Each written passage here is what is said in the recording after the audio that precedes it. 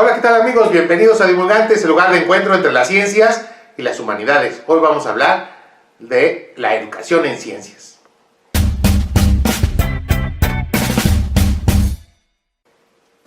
En el currículum escolar actual, en todos los niveles, desde la educación básica hasta la educación media superior y la educación superior, la educación en ciencias ocupa un lugar preponderante en los planes y programas de estudio. El conocimiento científico de disciplinas como física, química y biología ocupan numerosas horas de clase, incluso en detrimento de las humanidades.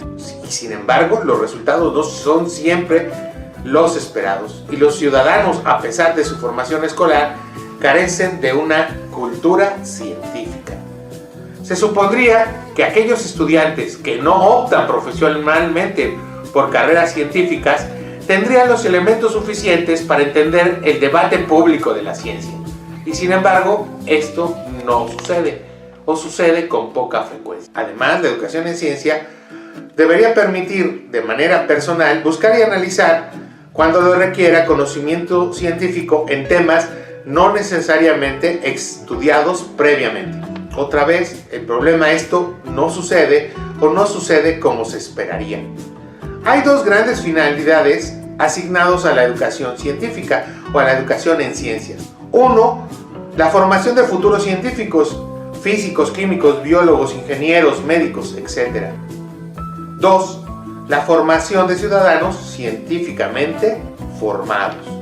El problema es que la educación para formar futuros especialistas es distinta para formar ciudadanos científicamente formados.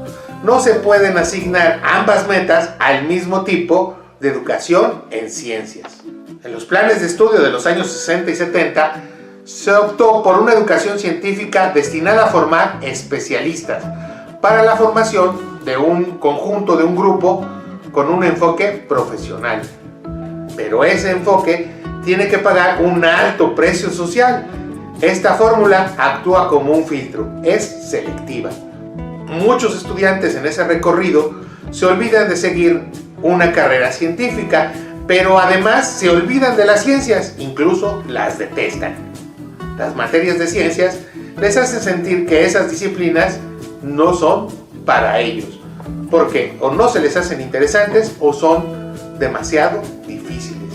Una crítica generalizada a la educación científica escolar es que siempre plantea la desconexión entre la ciencia presentada en el currículum escolar y los intereses concretos de los estudiantes. Las deficiencias de la educación científica en la escuela no solo tienen que ver con cuestiones plenamente pedagógico-didácticas o de la formación de los profesores. Es muy importante también la selección de los contenidos y los propósitos. La selección sobre los conocimientos científicos a enseñar es básicamente resultado del propósito educativo asignado a la educación científica. Es decir, la discusión entre educación científica para todos versus educación científica para futuros especialistas, como fin de la educación en ciencias. Y esto afecta las propuestas curriculares y de ahí hacia la formación de los profesores, los materiales, las propuestas pedagógicas, didácticas, etc. Si cumplir un objetivo es difícil, el asignar dos objetivos, es decir, la formación de especialistas y la formación de ciudadanos científicamente formados, es doblemente difícil, por no decir imposible.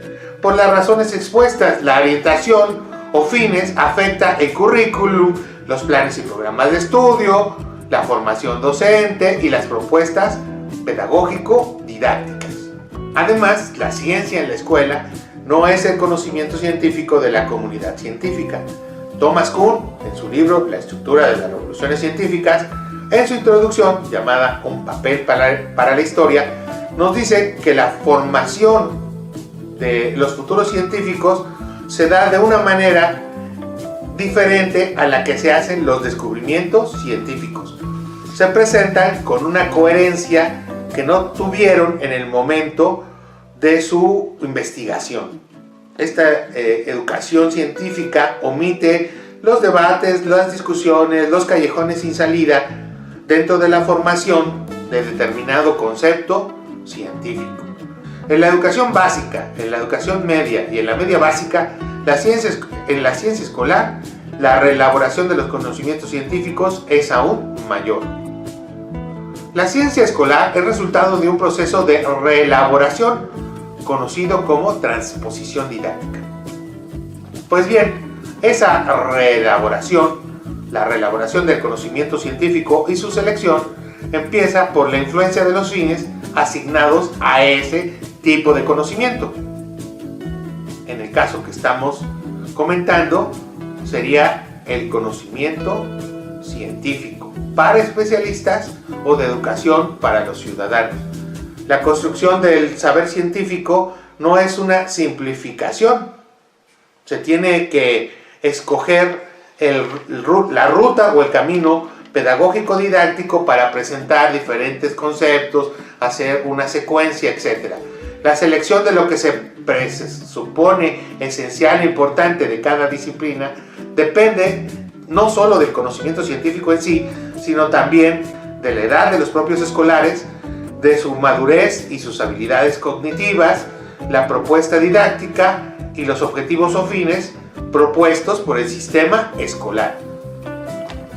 Por eso, la educación científica no puede ser la misma si se desea formar especialistas o formar ciudadanos con cultura científica.